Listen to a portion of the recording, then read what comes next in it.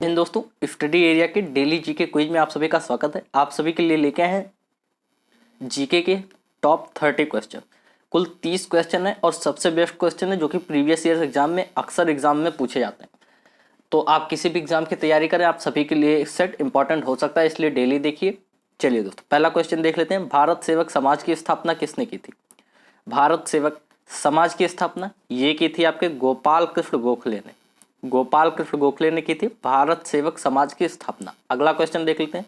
भारतीय विश्वविद्यालय अधिनियम किसने पारित किया था? भारतीय विश्वविद्यालय अधिनियम किसने पारित किया था? तो ये किया था आपके लॉर्ड कर्जन ने। लॉर्ड कर्जन ने भारतीय विश्वविद्यालय अधिनियम पारित किया था। अगला क्वेश्चन क्या है दोस्तों? अगला क्वेश्चन है कि बाल गंगाधर तिलक किसे अपना राजनीतिक गुरु कहते थे? बाल गंगाधर तिलक किसे अपना राजनीतिक गुरु कहते थे? तो ये कहते थे आपके दादा भाई नौरोजी को। दादा भाई नौरोजी को ये अपना राजनीतिक गुरु कहते थे। दादा भाई नौरोजी वही थे जो सबसे पहले भारतीय थे जो इंग्लैंड के संसद में नामित हुए थे, यानी कि इंग्लैंड के सांसद यही सबसे पहले बने थे।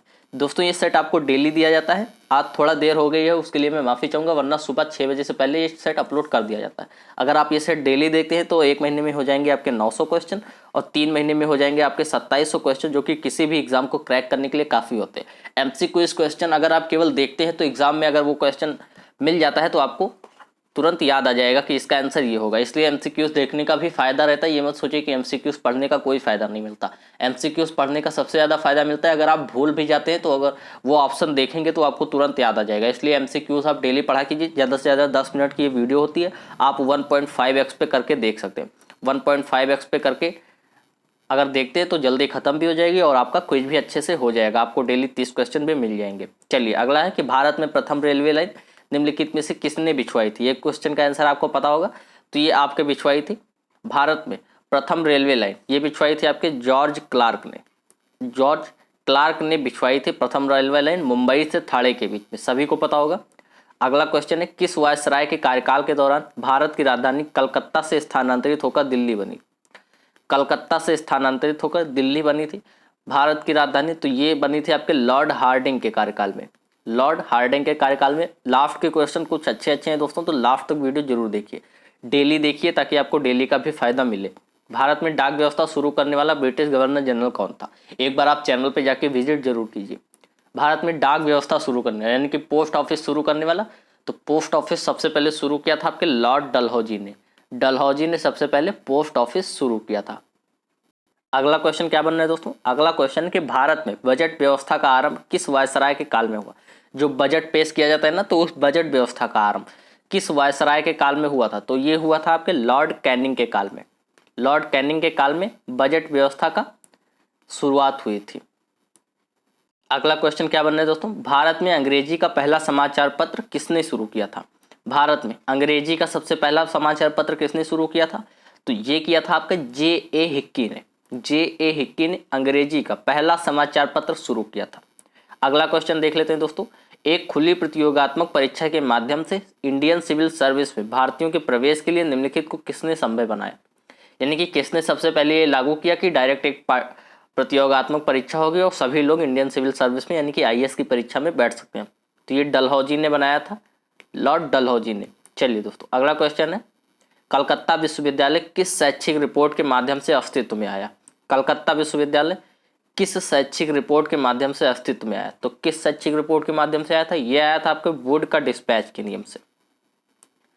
वुड के नियम से आया था, ये कलकत्ता विश्वविद्यालय बना था। अगला क्वेश्चन देख लेते हैं।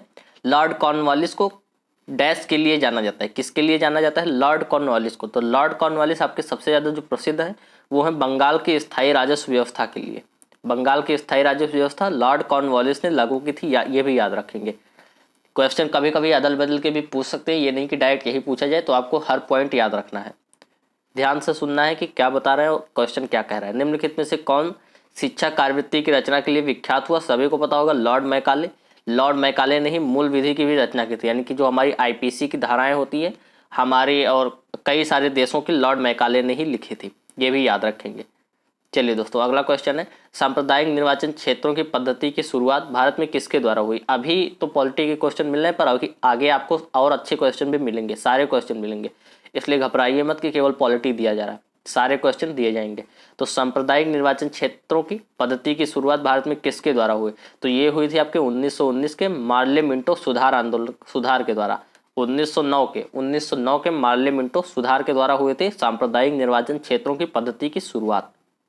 अगला क्वेश्चन क्या बन रहा है यहाँ पे कि बंगाल की एशियाटिक सोसाइटी जो कि 1784 में स्थापित की गई थी, उसकी स्थापना किसने की थी? तो जो बंगाल की एशियाटिक सोसाइटी थी जिसकी स्थापना 1784 में हुई थी, इसकी स्थापना की थी सर विलियम जोन्स ने।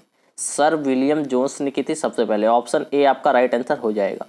अगला क्वेश्चन है निम्नलिखित में से किसको ऑस्ट्रेलिया का लाफिंग जैक कहा जाता है? देखिए कितना अच्छा क्वेश्चन है ये। ऑस्ट्रेलिया का लाफिंग जैक, ये यूपीएससी का क्वेश्चन है दोस्तों। जी हाँ, ये यूपीएससी का क्वेश्चन है। शायद आपने कहीं पढ़ा हो या ना पढ़ा हो, पर ये इंपॉर्टेंट क्वेश्चन है। ये मैंने भी कल पढ़ा तो मैंने इस सेट में इंक्लूड कर लिया। निम्नलिखित में से किसको ऑस्ट्रेलिया का लाफिंग जैक कहते हैं?